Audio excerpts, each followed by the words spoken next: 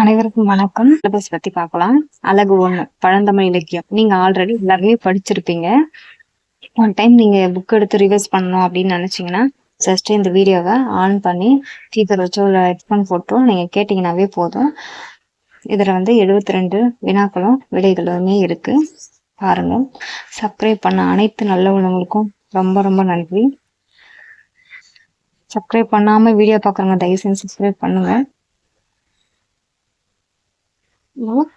இன்னைக்கு வந்து எட்டு தொகை பற்றி பார்க்கலாம். எட்டு தொகைனா என் பெரும் தொகை. எட்டு தொகை என்பது 8 நூல்களின் தொகுப்பு தான் எட்டு தொகை. சரிங்களா? எட்டு தொகை நூல்கள் வந்து மொத்தம் 8 நூல் இருக்கு. அது வந்து என்னென்ன நூல் நூல் பத்தி பார்க்கலாம். நற்றிணை, நல்ல குறுந்தொகை, ஐங்குறுநூறு, ஒத்த பதிற்று 10, ஓங்கு பதிபாடல், கற்றறிந்தோர் எத்தும் கலியோடு மகம்புறம் என்று எத்திரத்தை எட்டு தொகை அப்படின்னு சொல்லிட்டு நூற்பா பாடல் இருக்கு. எடுத்தொகை நூல்களின் அகநூல் பார்க்கும்போது 5 நூல். என்ன நூல் பார்க்கலாம்? நற்றிணை, குறுந்தொகை, ஐங்குறுநூறு, கலித்தொகை, அகநானூறு. எடுத்தொகை நூல்களின் புறநூல் பார்த்தோன்னா 2, பதிற்று 10, புறநானூறு. எடுத்தொகை நூலின் அகமும் புறமும் கலந்த நூல் வந்து 1, பரிபாடல். பாடலால் பெயர் பெற்ற நூல் வந்து 2 நூல். கலித்தொகை வந்து கலிப்பா, பரிபாடல் வந்து பரிபாட்டு. ஏன்னா பாடலால் பெயர் பெற்ற நூல் எது அப்படின்னு கேட்கும்போது நீங்க 2 நூல் இருக்கு. இல்ல ஆப்ஷன்ல வந்து 1 கொடுத்திருந்தாலும் நீங்க கலிப்பா வந்தா கலிப்பா கொடுக்கலாம். இல்ல பரிபாடல் இருந்துச்சுன்னா ஆப்ஷன்ல இருந்துச்சுன்னா பரிபாடல் கொடுக்கலாம். சரிங்களா? எட்டுத்தொகையின் காலத்தால் முந்தியதுன்னு பார்க்கும்போது புறநானூறு. காலத்தால் முந்திய நூல் எது எட்டு தொகையில அப்படின்னு கேட்கும்போது புறநானூறு கொடுங்க. அதே பிந்திய நூல்னு கேட்கும்போது கலித்தொகையும் பரிபாடலையும் ஆப்ஷன் இருக்கும், நீங்க கொடுங்க. சரிங்களா? இப்ப அகநானூற்றுடைய வேறு பெயர் பார்க்கலாம். அகநானூறு வேறு பெயர்ல அகம், அகம்பாட்டு, நெடுந்தொகை. புறநானூறுடைய வேறு பெயர் பார்த்தீங்கன்னா புறம், புறம்பாட்டு, புறம்பு, நானூறு. சரிங்களா? இப்போ வந்து நம்ம நற்றினை பற்றி பார்க்கலாம். நற்றினை இந்த எட்டு தொகைகளின் காலமே என்னன்னு காலம் அப்படின்னு பார்க்கும்போது கடைச்சங்க காலம் தான். அது வந்து 1850ஆம் ஆண்டு தான் கடைச்சங்க காலம். இப்போ உங்களுக்கு நற்றினையுடைய காலம் என்ன அப்படின்னு கேட்டாலும் நீங்க கடைச்சங்க காலம் 1850 அப்படின்னு சொல்லிட்டு சொல்லலாம். இது வந்து 3ஆம் நூற்றாண்டு 4ஆம் நூற்றாண்டு அப்படின்னு சொல்றாங்க. நற்றினையுடைய என்னன்னு சொல்றாங்க, தூதின் வழிகாட்டி நூல் எது அப்படின்னு கேட்பாங்க. அதுக்கு ஆப்ஷன் கொடுத்து தூதின் வழிகாட்டி நூல் எதுன்னு கேட்கும்போது நற்றினை அப்படின்னு சொல்லிட்டு சொல்லலாம். நல் என்ற அடைமொழியை போன்ற நூல் எது அப்படின்னு கூட கேட்கலாம். அதுக்கு நல் பிளஸ் திணை, நற்றிணை. நற்றிணை தான் வந்து நல் என்ற அடைமொழியை கொண்ட நூல். சரிங்களா? பாடலால் இந்த பாடல் வந்து என்ன ஆசிரியப்பா இது வந்து பாடல் வந்து ஆசிரியப்பா. பாடல் எத்தனை பாடல் இருக்குன்னா 400 பாடல்கள் கொண்டது. சரிங்களா? 400 பாடல் கொண்டது. நூல் வந்து கடவுள் வாழ்த்தோட சேர்த்து 41 பாடல்கள் உள்ளது. கடவுள் வாழ்த்தோடு சேர்த்து நற்றிணை பாடல்கள் எவ்வளவுன்னு கேட்பாங்க. அப்படி கேட்கும்போது 401 பாடல்கள் உள்ளது சொல்றாங்க. சரிங்களா? சிற்றலை வந்து 9 அடி முதல் பேரலை வந்து 12 அடிகளை கொண்டதுதான் வந்து நற்றிணை நூல். இது பெரும்பான்மையான 9 அடி முதல் 12 அடிகள் கொண்டதுனாலதான் இது வந்து என்ன சொல்றாங்க, அடி வந்து 9 அடி முதல் 12 அடி அப்படின்னு வந்து சொல்லியிருக்காங்க. சரிங்களா? நற்றிணையில வந்து 7 அடி கொண்ட பாடலும் இருக்கு, 13 அடி கொண்ட பாடல்களும் இருக்கு. சரிங்களா? என்னென்ன பாடல்னு ஃபர்ஸ்ட் பார்க்கலாம். 7 அடி கொண்ட பாடல் வந்து ஒரே ஒரு பாடல் தான். அது எந்த பாடல் அப்படின்னு பார்க்கும்போது கடவுள் வாழ்த்து. கடவுள் வாழ்த்தான் வந்து 7 அடி கொண்ட பாடல் எது, நற்றிணையின் நற்றிணையின் 7 அடி கொண்ட பாடல் எது அப்படின்னு சொல்லிட்டு கேட்கலாம். அப்படி கேட்கும்போது கடவுள் வாழ்த்து தான் வந்து 7 அடி கொண்ட பாடல். அதுவும் ஒரே ஒரு பாடல் தான் இருக்கு. 7 அடி கொண்ட பாடல் எத்தனை பாடல் அப்படின்னு சொல்லிட்டு ஆப்ஷன் கொடுத்துருக்கலாம். அந்த ஆப்ஷன்ல வந்து ஒன்று தான் வந்து ஆன்சர். சரிங்களா? 8 அடிகளில் அமைந்த பாடல் எத்தனை அப்படின்னு கேட்கலாம். நற்றிணையில் 8 அடியில் கொண்ட பாடல் எத்தனைன்னு கேட்கும்போது ஒரே ஒரு பாடல் தான் இருக்கு. 8 அடியில் கொண்ட பாடல் வந்து ஒரே ஒரு பாடல். அது 9 அடியில் கொண்ட பாடல் எத்தனை அப்படின்னு கேட்கலாம் ஆப்ஷன் கொடுத்து. அதுக்கு வந்து 106 பாடல் வந்து 9 அடியில் கொண்ட பாடல். சரிங்களா? 10 அடிகளை கொண்ட பாடல் எத்தனைன்னு கேட்கும்போது 96 பாடல். 11 அடிகளை கொண்ட பாடல் வந்து 110 பாடல். 12 அடிகளை கொண்ட பாடல் வந்து 77 பாடல். 13 அடிகளை கொண்ட பாடல் வந்து 8 பாடல். இந்த மாதிரி நற்றிணையின் 13 அடி கொண்ட பாடல் எத்தனை அப்படின்னு கேட்கும்போது 8 பாடல் இருக்கு அப்படின்னு சொல்லிட்டு சொல்லலாம். அதுவே வந்து 234வது பாடல் மட்டுமே நமக்கு நமக்கு என்ன பண்ண முழுமையானவே கிடைக்கல. அதே 385வது பாடல் வந்து பிற்பகுதி மட்டும் மறைந்து இருக்குது அப்படின்னு சொல்றாங்க. அந்த பிற்பகுதி மட்டும் மறைஞ்சு காணப்பட்டது, அதை பத்தின தகவல் எதுவுமே இல்லை அப்படின்னு சொல்றாங்க. சரிங்களா? இப்போ இந்த 401 பாடல்களே எந்தெந்த திணையில வருது, எந்தெந்த திணையில எத்தனை பாடல் வருது அப்படின்னு சொல்லிட்டு பார்க்கலாம். நற்றிணை, நற்றிணையில வந்து திணை, இந்த திணையில வந்து குறிஞ்சி திணை, குறிஞ்சி திணையில வந்து 132 பாடல் வருது. பாலத்திணையில வந்து 104 பாடல் வருது. நெய்தல் திணையில வந்து 102 பாடல் வருது. மருது திணையில வந்து 32 பாடல் வருது. முல்லை திணையில வந்து 30 பாடல் வருது. சரிங்களா? திணைன்னு பார்க்கும்போது பாடான் திணை, துறை வந்து கடவுள் வாழ்த்து. சரிங்களா? இது எப்படி தொகுப்பு முறை அப்படி பார்க்கலாம். இந்நூல் வந்து தனிப்பாடலாக பலரால் பாடப்பட்டு பின்னர் தான் தொகுக்கப்பட்டது. பலரால் வந்து பாடியிருக்காங்க, அதுக்கப்புறம் தான் வந்து தொகுப்பாங்க. சரிங்களா? தொகுத்தவர் பெயர் வந்து யார் வந்து மொத்தமா அதை தொகுத்தாங்க, கலெக்ட் பண்ணாங்கன்றது தெரியல. சரிங்களா? தொகுப்பித்தவன் வந்து பன்னாடு தந்த பாண்டியன் மாறன் வெடித்துதான் வந்து தொகுப்பித்தவன். சரிங்களா? கடவுள் வாழ்த்தை பாடியவர் வந்து பாரதம் பாடிய பெருந்தேவனர். அதான் இந்த பாரத பாடிய பெருந்தேவனர் பாடிய பாடல் வரிகள் எத்தனைன்னு கேட்பாங்க. இப்படி கூட கேட்கலாம்.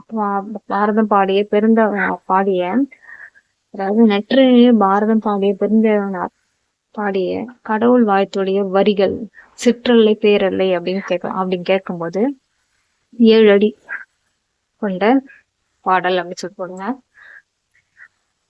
யாரை பற்றி பாடிருக்காங்க? திருமால் பற்றி பாடியிருக்காரு. சரிங்களா? பாடியோர், இந்த பாடல் வரிகள்லாம் இருக்குல்ல, அந்த தொடர்புடைய பெயர்கள், பாடியோர் பெயர்களும் பார்க்கும்போது இந்த பெயர்கள்லாம் வந்து அந்த பாடல் வரிகள்ல இருக்கிற அவர்களுடைய பெயர்கள் தான் இந்த பெயர்கள். இவங்கதான் பாடியவர், அந்த பாடல் எல்லாம் பாடியவர்கள் அப்படின்னு சொல்லிட்டு நம்ம சொல்றோம். பாடல்களை பாடியவர் வந்து 175 அப்படின்னு சொல்றாங்க, 187 சொல்றாங்க. இதுல வந்து எந்த ஆப்ஷன் உங்களுக்கு கொடுத்துருக்காங்களோ அந்த ஆப்ஷனை வந்து நீங்க சரியா டிக் பண்ணுங்க.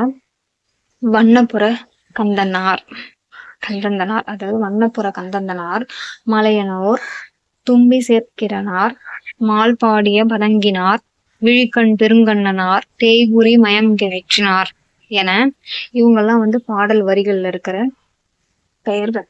சரிங்களா? பாடியோர் அப்படின்னு சொல்றாங்க. முதன்மையான பாடுபொருள், அதாவது இந்த பாடல்ல வந்து என்ன கருத்து இருக்கு, இந்த 400 பாடல்களுமே எதை பேஸ் பண்ணி வருது அப்படின்னு சொல்லிட்டு பார்க்கலாம். இந்த 400 பாடலுமே எதை பத்தியான செய்திகளை வந்து நமக்கு தெரியப்படுத்திருக்காங்க நற்றிணைன்னு பார்க்கும்போது, பழக்க வழக்கங்கள், அப்போ இருந்த மக்களுடைய பழக்க வழக்கங்கள் எப்படி இருந்திருக்கு அப்படி சொல்லிட்டு சொல்லியிருக்காங்க. அது மட்டும் இல்லாம தலைவன் பிரிவால் வாடும் தலைவியை வந்து பற்றி, அவளுடைய துயரத்தை பத்தி சொல்லியிருக்காங்க.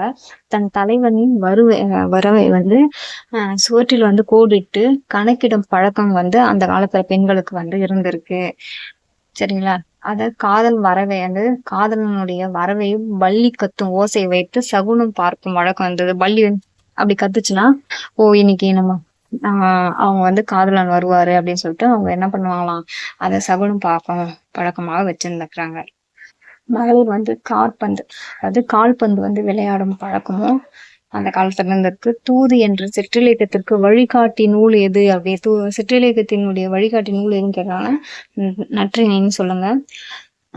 குருவி, அது இந்த நற்றிணை வந்து என்னெல்லாம் தூது விட்டுருக்காங்க அப்படின்னு பார்க்கும்போது, குருவி, கிளி, நாரை, இந்த 3மே வந்து தூதா விட்டுருக்காங்க. சரிங்களா? மன்னர்களுடைய ஆட்சி சிறப்பை பத்தி சொல்லியிருக்காங்க, கொடைத்திறன் பத்தி சொல்லியிருக்காங்க, அறவாழ்வை பத்தி சொல்லியிருக்காங்க. மன்னர்கள் வந்து எப்படி அறவாழ்வு வந்தாலும் அதை வந்து பின்பற்றி இருக்காங்க அந்த மக்களும் அப்படி சொல்லிட்டு சொல்லியிருக்காங்க.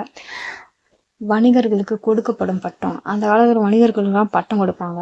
அது வந்து என்ன பட்டம்னு பார்க்கும்போது காவேரி எட்டி என்ற பட்டத்தை வந்து கொடுத்துருக்காங்க. சரிங்களா?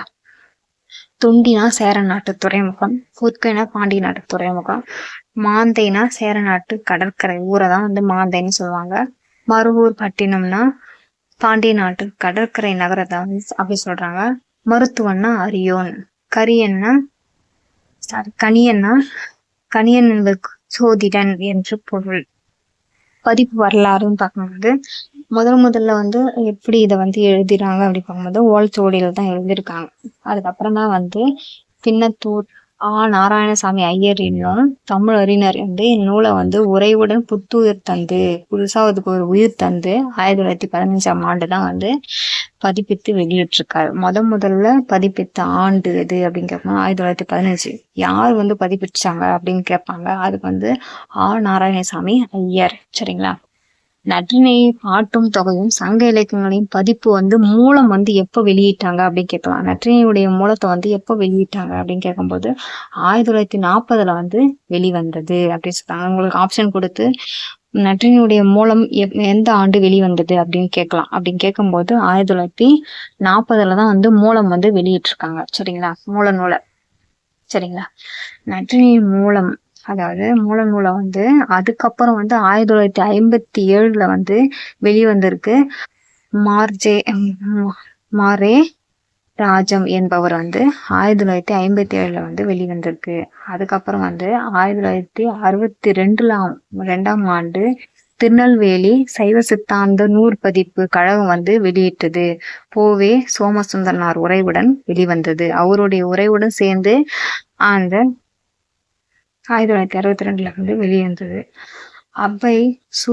துரைசாமி பிள்ளை வந்து உரையுடன் 2 பாகங்களாக, அதாவது உரை எழுதி 2 பகுதிகளாக என்ன பண்ணிருக்காங்க, 1967லயும் 1968லயும் வந்து வெளியிட்டிருக்காரு.